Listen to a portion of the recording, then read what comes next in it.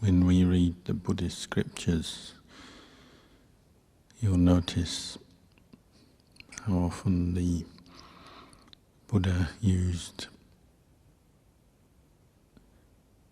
collections of teachings, collections of Dhammas, sometimes in numerical order, groups of Dhammas that have similar characteristics or somehow are linked to each other. This is a useful way for us to remember the Dhamma. You have lists, even though it's not yet the Dhamma that we've realized for ourselves. It's one very old, ancient way of remembering information, is to put it into lists, numbers. And that carries on over into Buddhist cultures. They often have sayings and verses that reflect that similar pattern or style. Like one saying in Thailand, they say it's just an old saying from where we don't know. They say 4 people carry, 3 people lead on a procession, 2 people sit on a bamboo bench together, 1 person leads. For those of you learning Thai, it's 4 คนหาม 3 คนแห่ 2 คนนั่งแคร่ 1 คนพาไป. These kind of ancient sayings always have deeper meaning. So this one they say 4 people who are carrying, refers to the 4 elements that make up the body: earth, air, fire, water.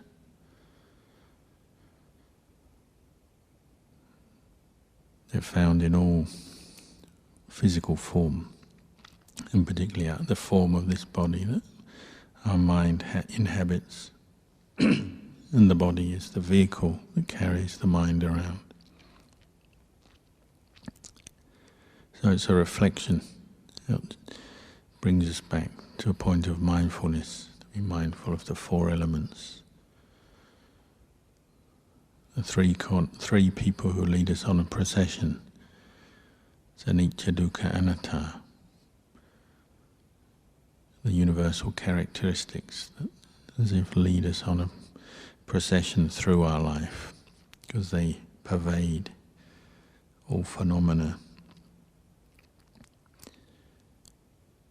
They're there all the time, physical phenomena, mental phenomena, subject to anicca, dukkha, anatta.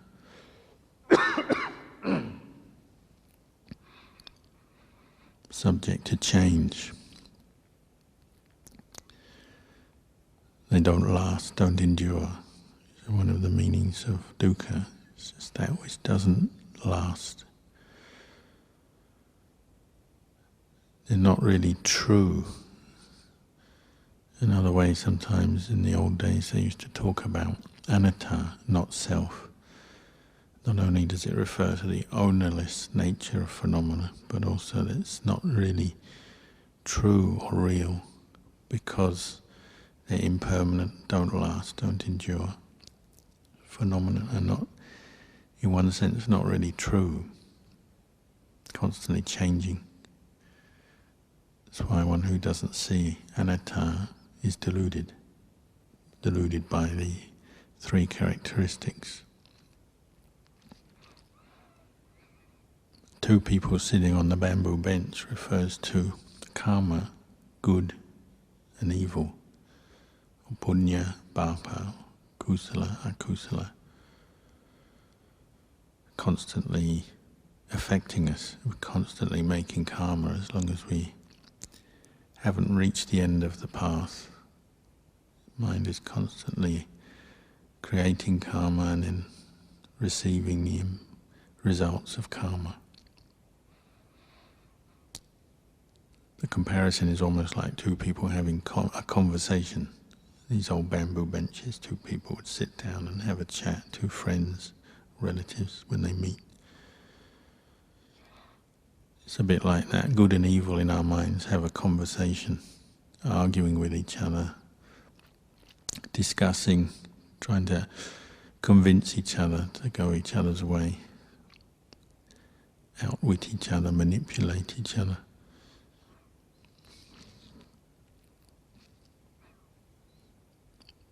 One person leading us refers just to the mind. And they use the same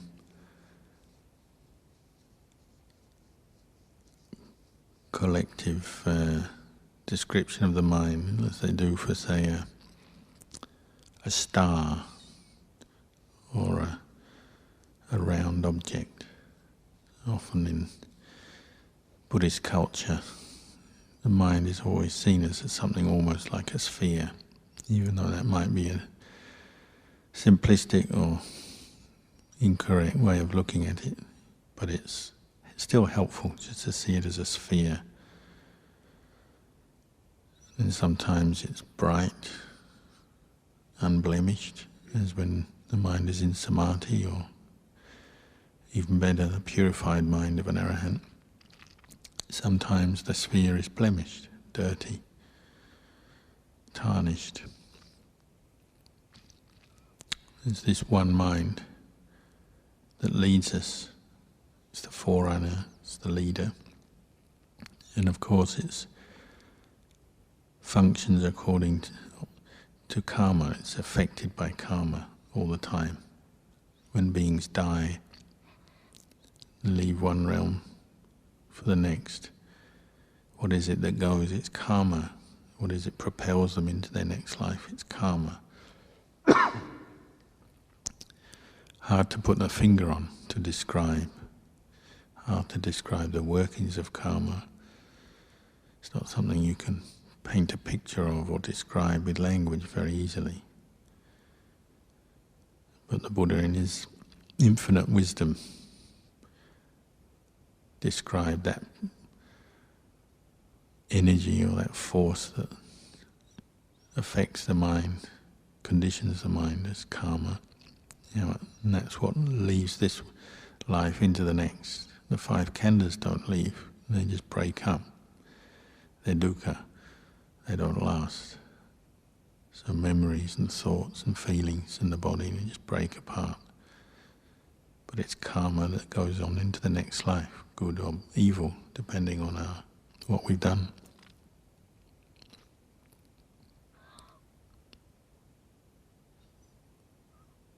And these old sayings are quite helpful sometimes, just to make us stop and think more deeply about our lives. It's like when we read the suttas, all these groups of Dhamma, like in the Anguttara Nikaya, they just make us stop and reflect. Notice the causal conditions for different experiences we have, the links between states of mind, the arising of different Dhammas in our experience. So obviously, as practitioners, we have to use thought skillfully. Sometimes when we come to meditate, it seems like just a battle to get rid of thought. I tend to develop a view around thought. My thoughts are good, they're bad, too much. I want to get rid of them. But one of the ways we develop the path is harnessing thought. Use it skillfully, train it. So these different teachings, we can reflect on them. And that in itself can be a form of meditation. You reflect on the Dhamma. You might call it Dhammanusati, recollecting the Dhamma, the qualities of the Dhamma, one aspect of Dhamma, of truth. And as you do that, mindfulness becomes established, the mind calms down. Then we can refine our practice of meditation down to maybe just the one simple object, like the breath. So a lot of our practice is about training in wise reflection, yoniso manasikara. Wisely reflecting, we use the requisites, and we wisely reflect on the Vinaya, the training in the Vinaya. As we have lessons in the Vinaya, we remember rules, we think about them, see how they apply to develop skillful thought as well as mindfulness in daily life. You see, the Vinaya is not just about remembering the black and white rule, it's also understanding why we keep it, how to use the rules, the training practices to bring up wholesome states of mind to further our meditation. So our whole attitude is important. If it's something very simplistic, just black and white, keep the rule, don't keep the rule, then often the Vinaya can become a cause of suffering. So we're always judging ourselves, saying, oh, I don't keep the Vinaya well, or I do keep it well, become maybe conceited, or judging others, always looking at others, judging them, and they don't do this, they don't do that. Although that way of thinking is sometimes appropriate, we have to go beyond it as well, transcend just the external convention of the Vinaya and get towards seeing how it's a vehicle for liberation. So you also have to develop a skillful attitude. You think about it often, our different unwholesome states of mind, greed, anger, delusion coming up in different ways, can often be stimulated by just very simple kind of judgmental thoughts about the Vinaya training. So comparing ourselves to others maybe. I'm better than him, he's better than me, and so on. They keep this rule, they don't keep the rule. I know better than you, and so on. Often just simple little Vinaya rules can become a cause for quite deep defilements to come up. Deep sense of self, ego, conceit, and so on. So part of our practice, especially in the beginning, is not only learning the Vinaya, but learning to develop a skillful attitude towards it. And being aware of the dangers, the pitfalls that training in the Vinaya can stimulate if we don't become aware of our own attitudes and we don't develop a skillful one. We don't harmonize the practice of Vinaya with the practice of Dhamma. If you think back to Kosambi, where the monks split into two groups, it was over a water dipper in a toilet. One monk claimed the other monk hadn't left it in the right position, said it should be left tipped over so that water can't collect, dirty water can't collect in it. So it'll be clean, fresh for the next user. And the other monk said we should leave it face up. Or just said he didn't do what the first monk said. And we can have different views out over the most smallest thing, like a water dipper. One person might say, I'll leave it face up so the next person can pick it up easily. Another monk says, no, you should leave it face down so that it doesn't accumulate any dirt or dirty water in it. And there may be some useful reasons for many opinions we have on very small things. But then if we hold to them so tightly, it can become a cause for anger, rivalry, competition with others, and so on. This is where we have to develop skillful attitudes, wise attitudes even towards very small little aspects of the Vinaya. It doesn't mean to say just give up altogether, let it go. It just means be careful to consider wisely our own views and opinions. It's not to have any views and opinions. Ajahn Chah used to say it's all right to have an opinion or a view, but just don't hold on to it tightly. Hold it in your mind so you know, well, this is my view, my current view, or with the information I have, this is my view. But if through experience you decide, you find that view is not correct, or you're not holding so tightly that you can't adjust it or let it go. So you can hold an opinion, but you don't hold on so tightly it becomes a cause of suffering for you or others. So this is how we're training. We train in wisely reflecting, say on the Vinaya, and on the mind itself. We reflect back when we're meditating. We have to develop a skillful attitude as we meditate.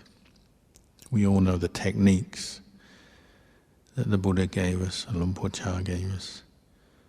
But then we have to apply them with wisdom as we practice. So we actually have to think about what we're doing sometimes. Just look at the numbers of meditation techniques. We have 40 main meditation techniques. So sometimes it's appropriate to apply different meditations. The 10 anusatis, 10 recollections. Sometimes it's useful to bring up different recollections, to use thought skillfully, to use up some of that energy of the thinking mind and direct it in a good way. So you might recollect sila, the qualities of sila, silanusati. Sanghanusati, you recollect the qualities of good sangha. Maybe recollect teachers that you've met that embody them, or teachings you've heard that embody them. And so on. You can recollect the Dhamma in this way, using thought, and then you gradually refine it down, maybe just to one concept, one word, one image. So, Upasamanusati, a recollection of Nibbana. And what does Nibbana mean to you? It means emptiness. What does emptiness mean? It means peace. Well, what does peaceful mean? We use skillful reflection first, just to think through the theme until we're familiar with it, and if it holds our attention, then we might just refine it down to one word.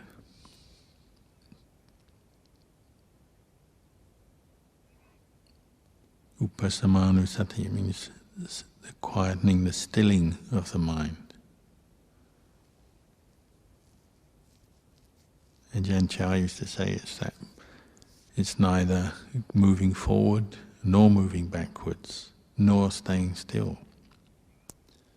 As long as there's a person, an ego who's moving forward, moving back, or consciously staying still, then it's still not Nibbana. So what does stillness mean? If staying still is not it yet, what does stillness mean? We start thinking in this way, looking more at our own experience of the mind, contemplating what is true stillness. This can help lead the mind in the right direction, even though we might not have experienced true stillness. At least we're thinking about it, encouraging the mind in that direction, maybe looking at, well, what is not stillness? And the disturbed mind, what's that like? What activities calm the mind down? What meditation object calms the mind for you? And so on. We think it through. Or if we have a meditation object like the breath, anapanasati, how to apply the mind to the breath, to quieten it down and bring it to stillness. Obviously we have the instructions, you follow the in-breath, the out-breath, know the in-breath, the out-breath, the long breath, the short breath. So how much are we really knowing the breath?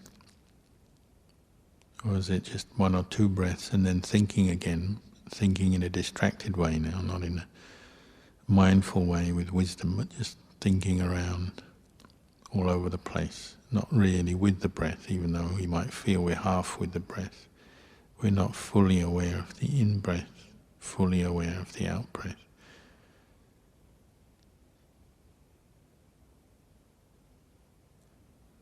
As we do recollect an object, there's always got to be sampajanya guiding it as well. Sampajanya is part of the wisdom faculty, developing a full understanding, full comprehension of what we're doing, why, what's the purpose of it.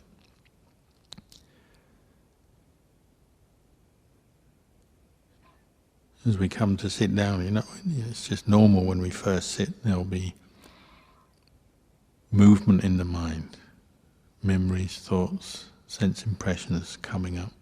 So it takes them a while to settle down. But if we keep applying effort to the meditation object with a wise attitude, well, there's always the possibility of the mind becoming very still, very quiet. As bhikkhus, we practice regularly, we practice every day. So you'll find even sometimes when you're feeling very tired, it's possible to still quieten the mind and go beyond the feeling of tiredness, the waitana. Feel tired, hungry, too hot, too cold. It's always possible to go beyond that by focusing on the object. But we have to be the one who does that. We have to summon up the effort, make the effort, use wisdom and then use mindfulness directed to the object. If we keep applying the meditation technique, applying the mind to it through the period of a sitting or a walking, then all the mental chatter and all those impressions start to quieten down. We send them on the way and the mind becomes more refined, turning inwards, centering on its object, knowing itself at that moment. And Ajahn Chah used to say it's a bit like when you've had a visit from your family or your relatives. They come, a lot of chatter, a lot of memories, a lot of information comes your way, so it's very disturbing to the mind temporarily. Then when they're going home, you stand there, sit down at the kitchen, they get in their car, you say goodbye, and they drive down the driveway, and you watch them go off into the distance, and then they're gone. He said when you're meditating, it's a bit like that. All the chatter starts to calm down as you focus on the breath. It's like watching the car go off into the distance until it's gone. And the breath becomes more refined, more subtle. The mind becomes one-pointed. All the other stuff's gone. It just disappears into the horizon. And the mind settles down in this one-pointed knowing, or what we call samadhi, which is the first way we can experience stillness, contentedness of mind.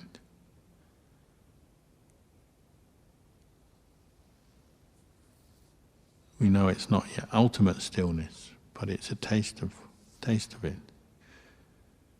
And the more we can experience that for longer periods and more often in our life, then it gives us that vantage point that we can see what is not still, what is disturbed. If you keep looking at that, this process of looking is contemplation, vipassana, whatever you want to call it. You start to tire of what is not still, what is not peaceful. If you started to experience the peaceful mind, the still mind, then the opposite becomes less attractive, even boring. But you get tired, fed up of all the movements of the mind and all the suffering that it brings and all the complexities, the delusions, even the pain, the mental pain, as well as physical pain we experience. The mind tires of it. The more we experience stillness and then start contemplating to see through all the sense impressions, sense objects we get infatuated with, all the thought patterns, the moods, the memories, the plans, and so on. We see through them, we start to tire of them. We experience nibbida, the mind turning away, quite naturally turns away from grasping, holding on to things so much, because we know it's painful. It just leads to more suffering and confusion. If you genuinely see that, it's not so infatuated with all those thoughts and mental states. The mind naturally turns away.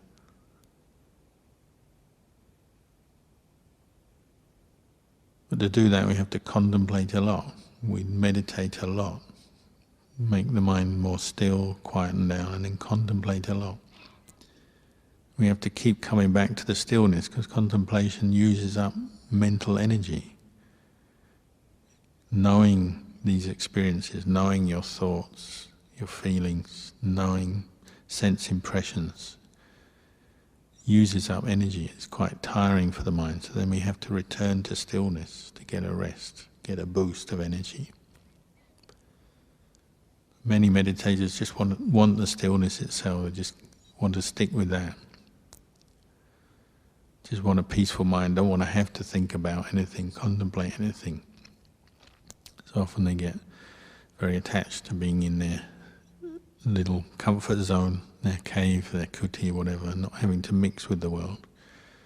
Ajahn Chah always said you'll never really develop wisdom like that. You have to come out and actually contemplate sense impressions.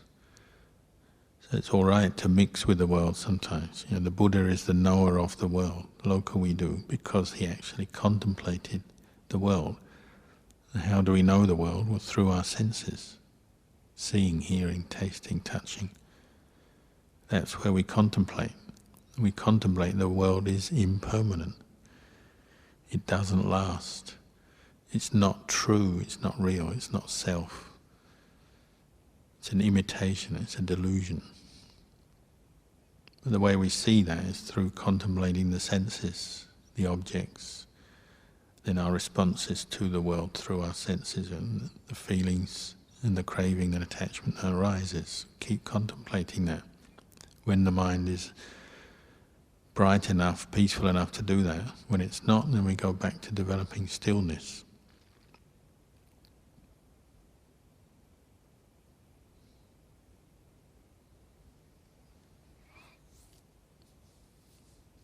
When we try contemplating too much, just try thinking and reading and trying to absorb information in a less mindful way, then obviously it's still not going to be truly satisfying to the mind. It doesn't bring us nibbida, it just brings us more stress in the end, more tension, more discontent. So we need to develop stillness as well. Develop stillness and contemplate. Contemplate and then develop stillness.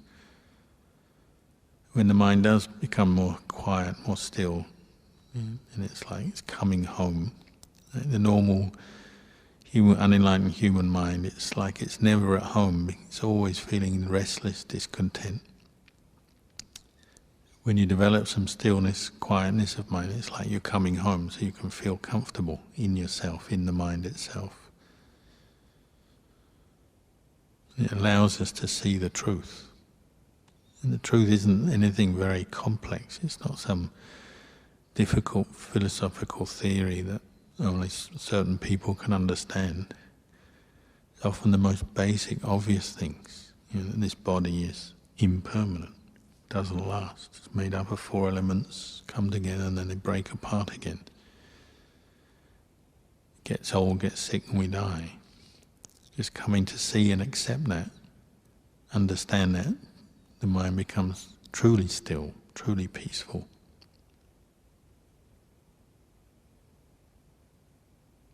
It's like when we ever practice the funeral chants or go to a funeral, in a very simple chant, anicca vata sankhara. All formations are impermanent, subject to change, body and mind. Upadavaya dhammino. They're of the nature to arise and pass away. Upajitoa nirujanti. Having arisen, they cease. They end, they degenerate, they end. Te sang upasamo sukho. Stillness of mind is the highest peace. When the formations, mental formations go still, it's the highest happiness. So upasamano sati again. Upasamo sukho. Sukho is happiness. Upasamo, the quietening, the stilling of formations. Obviously death is one kind of stillness, but it's only temporary. Here we're talking about the death of the kilesas, the ending of delusion, ignorance, by seeing the true nature of this conditioned world, physical, mental phenomena, knowing that anicca dukkha anatta, the mind goes truly still. So it's happy.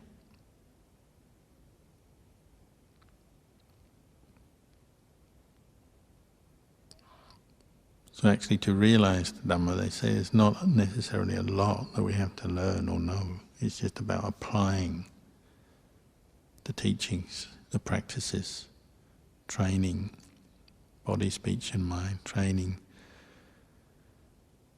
the mind to really reflect on Dhamma, see the Dhamma with mindfulness, with understanding. So next week we enter the Vasa. We can maybe take a few days to think about how you want to practice in your Vasa, if there's any special routine or practice you want to take on. You think about it. How can you use your time well to develop more understanding of the Dhamma, the Vinaya, meditation and so on.